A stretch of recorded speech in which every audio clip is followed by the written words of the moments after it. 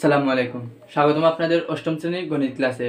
আজকে আমরা অনুশীলনী 2.2 যেখানে হচ্ছে চক্রবৃদ্ধি মুনাফা নিয়ে অনেকগুলো ম্যাথ আছে। তো আমরা আগের পর্বে বেসিক ক্লাস দেখেছি, প্লাস হচ্ছে দুইটি সমাধান করেছি দুইটি ম্যাথের। তো আজকের পর্বে আমরা প্রশ্ন 9 থেকে সমাধান করে দেওয়ার চেষ্টা করব। তো প্রথমে প্রশ্নটা পড়ে নিব, যে বলা হচ্ছে একই হার মুনাফায়, অর্থাৎ হার সবসময় একই থাকবে। কোনো মূলধনের 1 বছরান্তে চক্রবৃদ্ধি মূলধন 6500 টাকা। তো চক্রবৃদ্ধি মূলধন কি, যে মোট মূলধন বা যে মূলধনটা জমা রাখা হয়েছিল সেই মূলধন প্লাস মুনাফা, 1 বছরের যে মুনাফা, এই মূলধন প্লাস মুনাফা হওয়ার পর যেটা হবে সেটা হচ্ছে চক্রবৃদ্ধি মূলধন বলা হয়, যা আমরা বেসিক ক্লাসে দেখেছি। তো বলা হচ্ছে চক্রবৃদ্ধি মূলধন 6500 টাকা এবং 2 বছরান্তে চক্রবৃদ্ধি মূলধন 6760 টাকা হলে মূলধন কত নির্ণয় করতে হবে। তাহলে আমরা প্রথমে, যেহেতু বলা হচ্ছে 1 বছরান্তে চক্রবৃদ্ধি মূলধন 6500 টাকা, সেক্ষেত্রে আমরা একটা সূত্রটা বসাই দিয়ে আমরা হচ্ছে একটা ইকুয়েশন পাবো। তারপর হচ্ছে 2 বছরান্তে চক্রবৃদ্ধি মূলধনের ক্ষেত্রে আমরা হচ্ছে 2 নাম্বার ইকুয়েশন পাবো। এই দুইটাই ইকুয়েশন থেকে বা সমীকরণ থেকে আমরা হচ্ছে এই প্রশ্নের সমাধান করতে পারবো। তাহলে শুরু করা যাক আজকের ম্যাথের সমাধানটি। তো এই প্রশ্নের ক্ষেত্রে হচ্ছে আমরা প্রথমে শর্ত মতে দিয়ে দিব, যে এটা হচ্ছে প্রথম শর্ত আর এটা হচ্ছে দ্বিতীয় শর্ত। তাহলে আমরা লিখতে পারি কি, প্রথম শর্ত মতে, প্রথম শর্ত মতে। তো প্রথম শর্ত মতে কি, একই হার মুনাফা কোনো মূলধনের 1 বছর চক্রবৃদ্ধি মূলধন কত 6500 টাকা। তাহলে প্রথম শর্ত মতে আমরা সি জানি, চক্রবৃদ্ধি মূলধন সি ইকুয়ালস টু 6500 টাকা। এটা হচ্ছে প্রথম শর্ত মতে।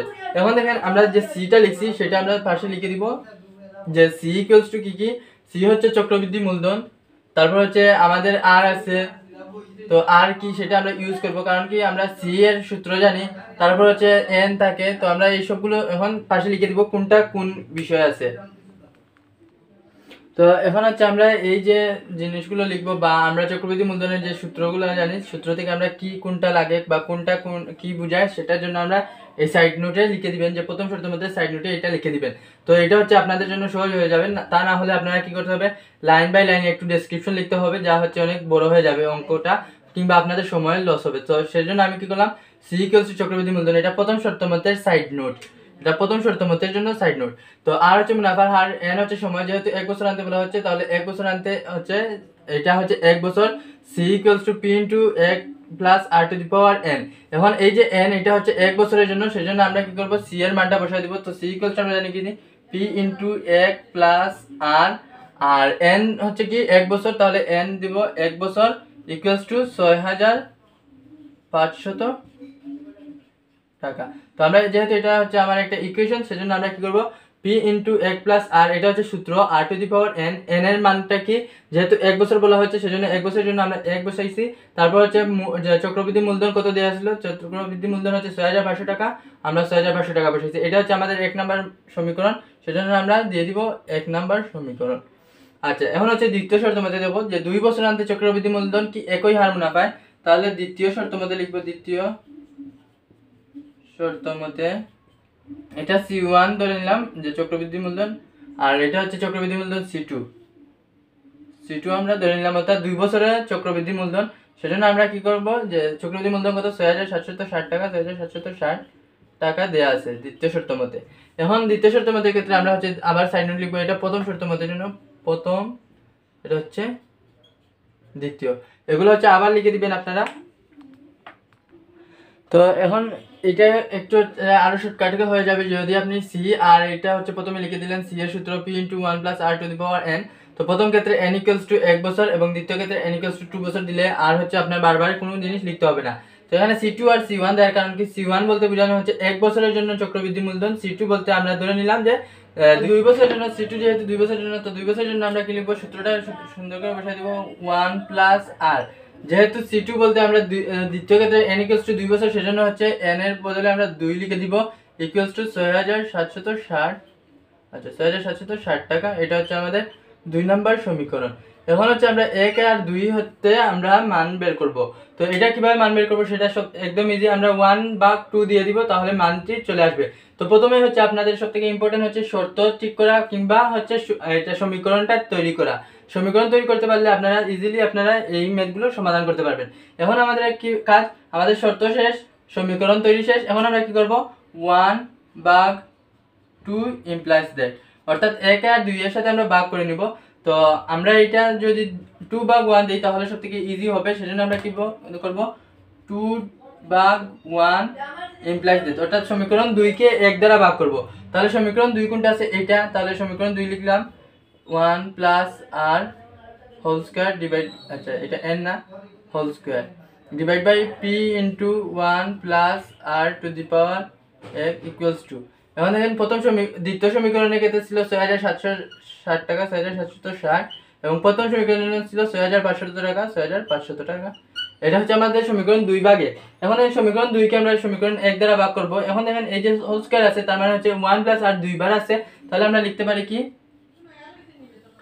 p ইনটু এই যে a plus b whole square, a plus b whole square বলতে বোঝায় a plus b into a plus b, অর্থাৎ a প্লাস b দুইবার গুণ আকারে আছে, সেজন্য হচ্ছে a plus b into a plus b বলতে বোঝায় a plus b whole square. তাহলে 1 প্লাস r হোল স্কয়ার বলতে বোঝায় 1 plus r into 1 plus r, 1 plus r into 1 plus r। আচ্ছা, এখন যদি a plus b to the power 1 থাকতো তাহলে হচ্ছে আমরা লিখতাম শুধুমাত্র একবারই a প্লাস b আছে, তাহলে a plus b to the power 1 বলতে a প্লাস b বোঝায়, তাহলে p into a plus r equals to, এটাকে যদি আমরা ভাগ করি দেখেন 6760 কে আমরা এটা যদি ভাগ করি তাহলে দেখেন 10 দ্বারা ভাগ করলে এটা হয়, তাহলে আমরা সরাসরি ভাগ করে দিব কি 10 দ্বারা ভাগ করব 6760, আর এটা হচ্ছে সরাসরি ভাগ করে দিব 10 দ্বারা, তাহলে হচ্ছে 650। আচ্ছা, এটা হচ্ছে আমি বোঝানোর জন্য লিখছি, এটা মুছে দিতেছি, তাহলে বাকি থাকে কি 650। এখন দেখেন এটা উপরে 1 প্লাস r আছে, নিচে 1 প্লাস r আছে, আমরা 1 প্লাস r রাখতে পারি। তারপর হচ্ছে p আর p দুইটাই আছে, যেমন উপরেও p আছে নিচেও p আছে, আমরা p আর p এটা ভাগ যায়। তো আমাদের বাকি থাকে কি 1 প্লাস r ইকুয়ালস টু 650, তাহলে আমরা লিখতে পারি 1 plus r equals to 676 divide by 650। তাহলে আশা করি আপনারা এই পর্যন্ত বুঝতে পারছেন। এখন হচ্ছে জায়গা কম আছে, তাই আমি হচ্ছে উপরেগুলো লাইন মুছে দিচ্ছি, আপনারা খাতায় ভালোভাবে তুলে নেবেন এই প্রশ্নের উত্তরগুলো। তো আমি এটা মুছে আবার উপর থেকে করতেছি। তো 1 plus r equals to 676 minus হচ্ছে 650। তো আমরা কি করব, r এর মানটা প্রথমে বের করব। r এর মান বের করতে হলে 1 যে প্লাস আছে এটার দিকে গেলে মাইনাস হবে, তাহলে আমরা লিখতে পারি বা r ইকুয়ালস টু 76/650। এই 1 এইদিকে প্লাস আছে, ডান দিকে গেলে হচ্ছে মাইনাস হবে, -1। এখন এটা যদি আমরা ক্যালকুলেটরে করি তাহলে r এর মানটা আমরা পেয়ে যাব। এটা ক্যালকুলেটরে আপনারা হিসাব করে নেন। তো এটা যদি আমরা বিয়োগ করি, আপনারা যদি ক্যালকুলেটরে বিয়োগ না করতে পারেন তাহলে এরকম করবেন 650, আর এটা হচ্ছে যদি আমরা 676 মাইনাস হচ্ছে 650 ইকুয়ালস টু, তো এটা বিয়োগ করলে হচ্ছে 26 থাকবে, আর এটা হচ্ছে 650, যদি আমরা এটা দিয়ে এটা ভাগ করি তো হচ্ছে 25, তার মানে হচ্ছে 1/25। তাহলে আমরা পেয়ে গেলাম যে r এর মানটা পেয়ে গেলাম, r এর মান হচ্ছে 1/25। এখন r এর মান আমরা সমীকরণ যে কোনো একটাতে বসাই দিলে আমাদের আনসারটি চলে আসবে। তো সমীকরণ প্রথমে যে আমরা সমীকরণ 2 দেখেন p into 1 plus r to the power 2 আছে, অর্থাৎ হোল স্কয়ার আছে, এটাতে যদি আমরা r এর মানটা বসাই তাহলে অনেক বড় ম্যাথ হয়ে যাবে। তো আমরা প্রথম শর্তের যে সমীকরণটা পাইছিলাম যে p into 1 plus r equals two 6000, প্রথম সমীকরণ এটা p into 1 plus r to the power 1 equals to 6500, এটা হচ্ছে সমীকরণ 1। তাহলে আমরা সমীকরণ 1 এ r এর মানটা বসাই দিব। তাহলে আমরা কি করব, r equals two 1/25 implies that সমীকরণ 1, এরকম দিলে আপনাদের হচ্ছে শর্টকাটে আপনারা লিখতে পারবেন যে r এর মানটা সমীকরণ 1 এ বসিয়ে, এই নামটা হচ্ছে r এর মানটা সমীকরণ 1 এ বসিয়ে আপনারা এই লাইনটাও লিখতে পারেন। আবার এইরকম হচ্ছে r equals two 1/25 implies that 1, অর্থাৎ সমীকরণ 1 এ r এর মানটা বসিয়ে।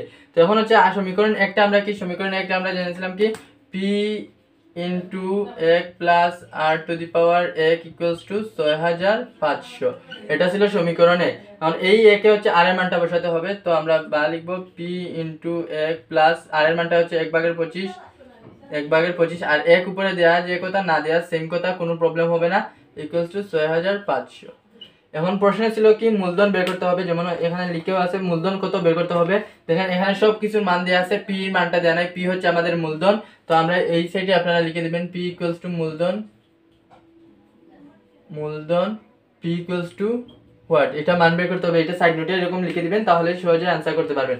তাহলে এখন কি করব, উপরের নিচের এগুলো মুছে দিতেছি, আপনারা হচ্ছে সুন্দরভাবে খাতায় নোট করে নেবেন সিরিয়াল মেইনটেইন করে, যেমন এই লাইনের পর আসবে এই লাইন, তো এখন হচ্ছে আমরা কি করবো, লসাগু করবো, বা পি ইন্টু এটা যদি লসাগু নেই তাহলে 25, এখানে হবে 25 প্লাস এক্স ইকুয়ালস টু 26, আচ্ছা 6500। তো এদিকে হচ্ছে থাকবে কত, পি ইকুয়ালস টু, আচ্ছা পি ইন্টু 26/25 ইকুয়ালস টু 6500। এখন দেখেন এইদিকে গুণ আছে, এদিকে গেলে কি হবে, ভাগ হবে, সেটা হচ্ছে আমরা করে নেব এখন। তো আমরা লিখতে পারি পি ইকুয়ালস টু, এখন 25 এদিকে ভাগ আকারে আছে, এদিকে গেলে গুণ হবে, তাহলে 6500 ইন্টু 25, আর 26 এদিকে গুণ আকারে আছে, তাহলে এদিকে গেলে হচ্ছে 26 ভাগ আকারে চলে আসবে, আমরা লিখলাম 26 ভাগ আকারে।